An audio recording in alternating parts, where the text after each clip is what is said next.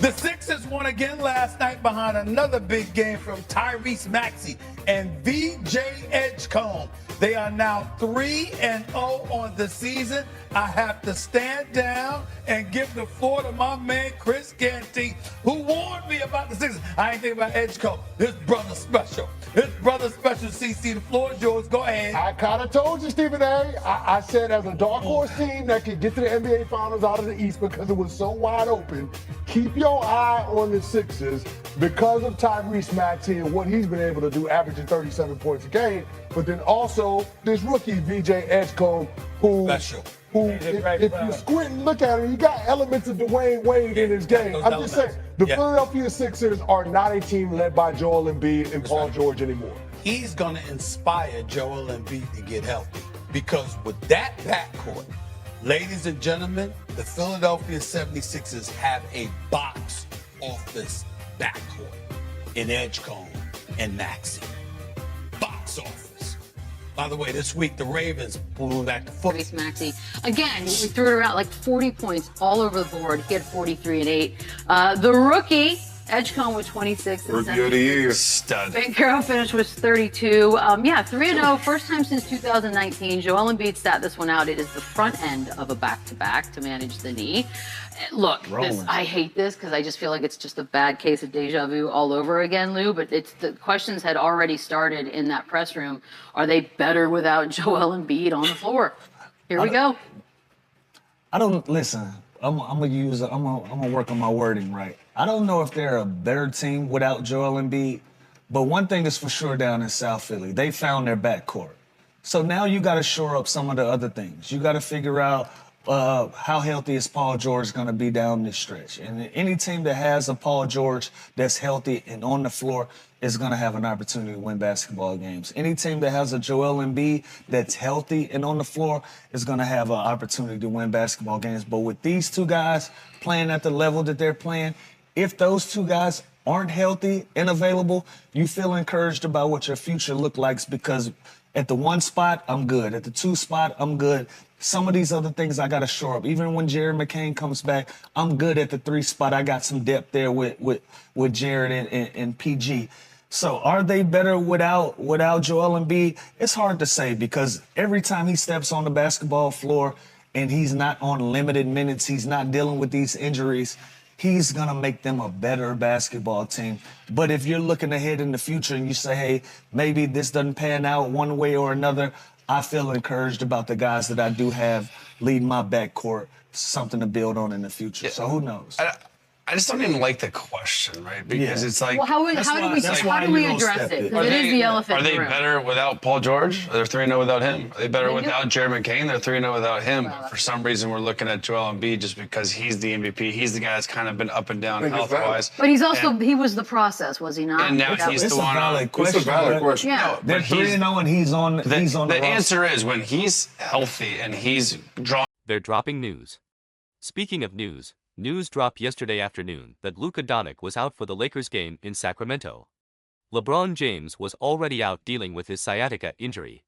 The Lakers needed some help in a big way and Austin Reeves came to the rescue. Late in the third quarter here, Marcus Smart kicks out to Reeves who drains that 3. Reeves showing off the range. Next play, Reeves steals the ball here. Got defense now. Coast to coast for the layup. Reeves working on both ends. Early in the fourth, Reeves step back, drains it. That looked like a Luka move right there. A step back 3. A few minutes later, Reeves another 3. Re-dot. And 2 minutes left in the fourth quarter. Reeves going to the float game. 5-1 and N for Austin Reeves. He leads the Lakers to a 12-71-120 victory. Here's Austin. I texted him and me and him our whole relationship was just talking trash back and forth and towards the end of the conversation he was like I need 60 tonight and I was like haha where did he hurt you guys the most kind of. In that second free throw line 22 free throws for him free throws yeah, I don't know what he's saying. Like I know what he's saying. I get what he's saying, but like he was driving to the basket a lot. But anyway, Reeves has now attempted 37 free throws this season. Second most in the NBA behind only the MVP shade.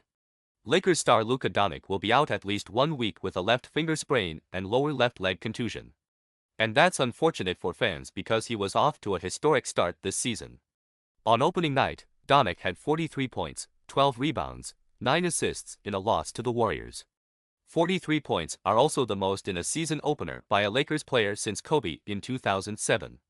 Then in Game 2, Luka dropped 49 points, his most in a Lakers uniform against the Wolves in a victory. Doncic became the first Lakers player to start a season with consecutive 40-point games, which is saying something in the Lakers' history if you think about it. Fourth player overall to do this along with Will Chamberlain, Michael Jordan, and Anthony Davis. In total, he has 92 points this season. That's the fourth most through a player's first 2 games of an NBA season in history and the most through the first 2 games of a season by a guard in NBA history, surpassing the 86-87 season Michael Jordan had. Now, we welcome in our senior writer who covers the Lakers, Dave McMenamin, fresh off a plane from Sacramento. And a belated happy birthday to our guy Dave McMenamin. But real quick, what more can you tell us about Luka's injuries and how the Lakers are approaching this upcoming stretch? Yeah, George, in the Minnesota game on Friday, he banged his left one of his fingers on his non-shooting hand, his left hand, and then later in the game, suffered a lower leg contusion. And this is after on the season opening game against the Warriors, he required more than an hour of treatment post-game on a groin issue. And so this is just an abundance of caution that the franchise is using with Doncic right now. They want to be able to be playing their best basketball and make a run April through June. And obviously Luke will need to be a huge part of that. I spoke to a source within the organization on Sunday and he expressed optimism to me that this would not be a situation where 1 week becomes 2 weeks, 2 weeks become 3 weeks. They believe that giving him some time right now should be enough to address it. And we're talking about Luka back in the lineup next week. Well, you know what? It doesn't matter, Dave. No Luka, no LeBron, no problem because it's the Austin Reeves show right now. And we saw that last night in LA. Reeves exploded for a career-best 51 points, shooting 12 of 22 from the floor, 21 of 222 from the charity stripe. Reeves was an assist shy of a triple-double, also adding 11 boards and 9 dimes. He's the first Laker to log 50, 10, and 5 in any game since Kobe back in 2006. And check this out. The King tweeted 50-piece chicken nuggets. Our boy AR too tough. Then 5 minutes later saying, damn, that's crazy. We almost had back-to-back 50 balls. Damn it, Don.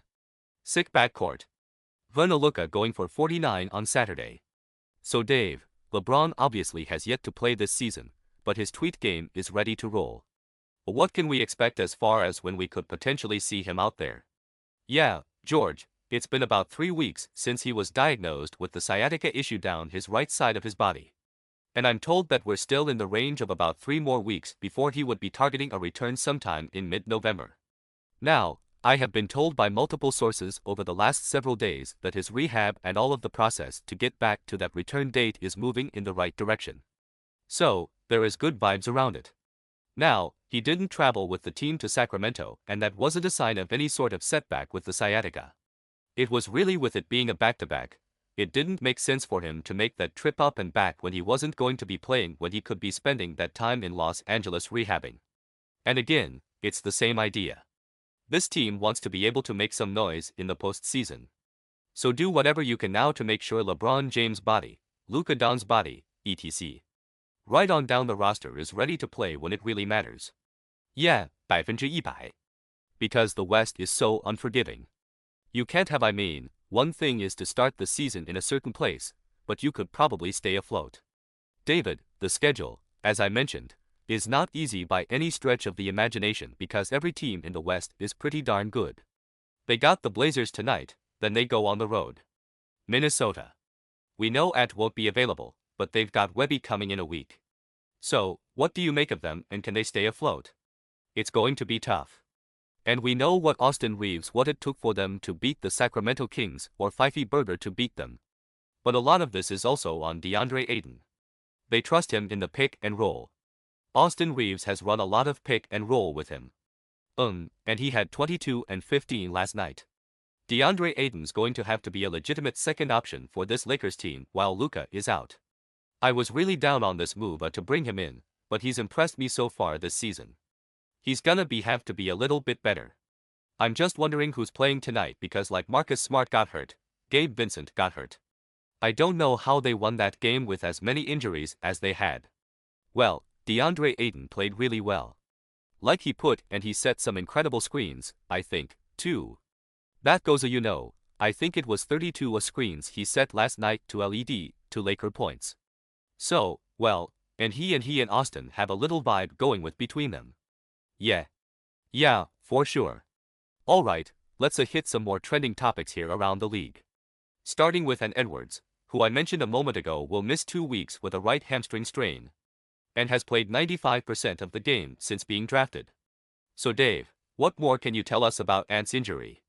Yeah, I spoke to a source familiar with the injury and there was obviously the idea that this is not something that they think is too serious, but kind of similar to the Lakers situation. And this is talking about a Wolves team that's been to the West Conference Finals the last 2 years. They have visions for a long postseason arc.